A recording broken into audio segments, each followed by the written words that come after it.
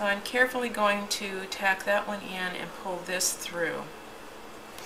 And what I'm going to do at this point is just clip those ends as close to the center, the back of the center as possible.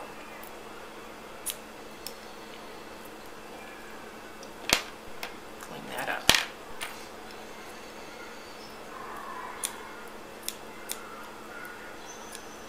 Okay, the next thing that we want to do is pull these tails to the back as well. So we're pulling that to the back. I'm going to go ahead and string this onto my darning needle.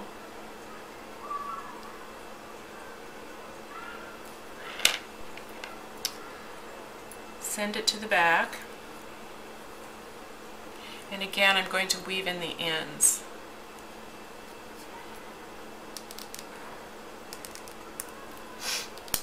This just makes a really nice tidy back, and have a lot of, you could tie it, but I'm thinking the ties don't look quite as nice as weaving the ends in and making them disappear.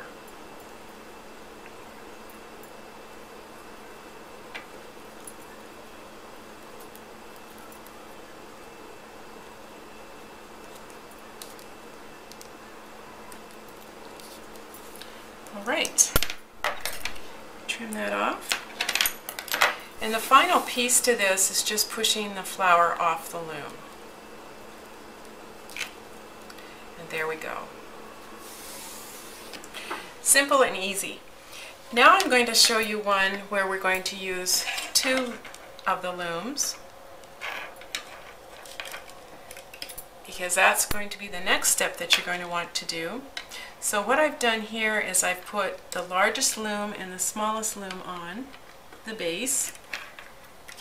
So if you're going to do a flower that's got two sections to it, you want to put all of the looms on at the beginning. We're going to do the same thing of winding the loom. We're going to do the outside of the flower first and tie it off. Now we're going to do the inside of the flower. So the next thing we're going to do is take the second color that you'd like to use, which is going to be yellow. And on the opposite side we're going to tie our second color off in the exact same manner as we did the first time around. So it's a simple overhand loop. Notch it into the, catch it into the notch, go straight up through the center, over the top, wind it around the bottom, and go clockwise to the next peg.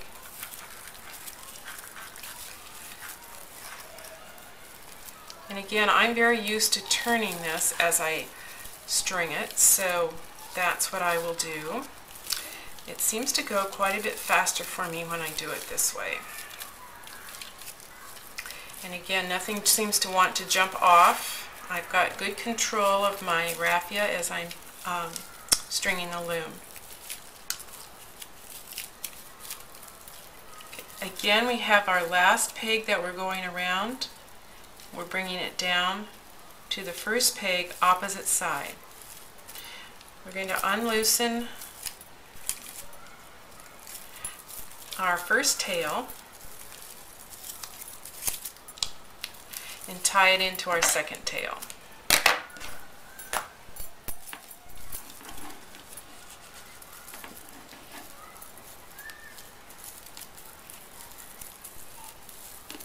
You want to be careful not to have the raffia jump off the peg too. You just have to keep your eye on it. Sometimes it has a little mind of its own and wants to go jumping off.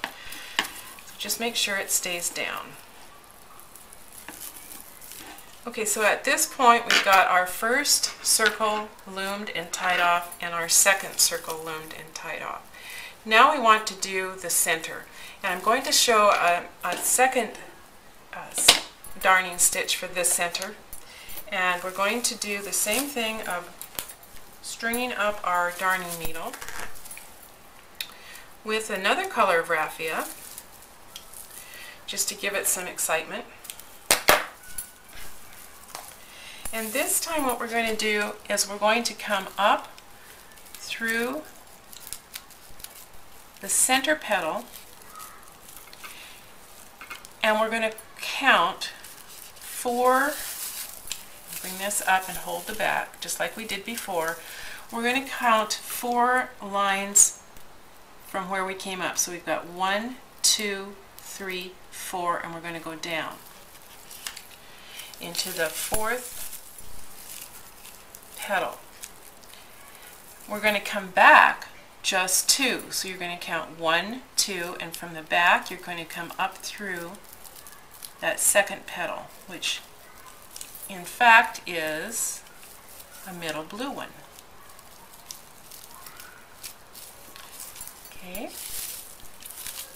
and from that point we're going to count 1, 2, 3, 4, and we're going to go down inside the 4th petal, and we're going to count 1, 2 back and come up through the center of the yellow one. So it's over 4, back 2, over 4, back 2. 1, 2, 3, 4, down, back, 1, 2, up from the back. And as I work this, I'm actually kind of pulling down on the stitches so that they come really nice and close to the center. You want to have a nice tight look around the middle there. Over 4,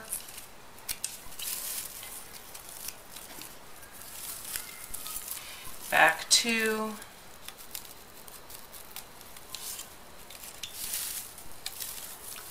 pulling and cinching up on that each time. 1, 2, 3, 4. You'll get so that your eye will see exactly where you're supposed to go over and up, so it becomes easy and fun. This is one of my favorite finishing centers to do. I like the look of it. I like seeing the circle around the center of the flower.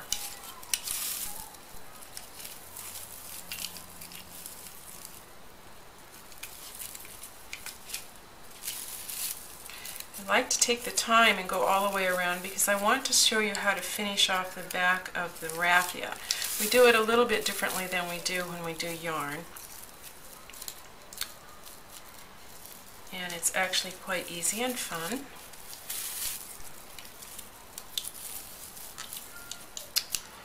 So bear with me while I finish this off.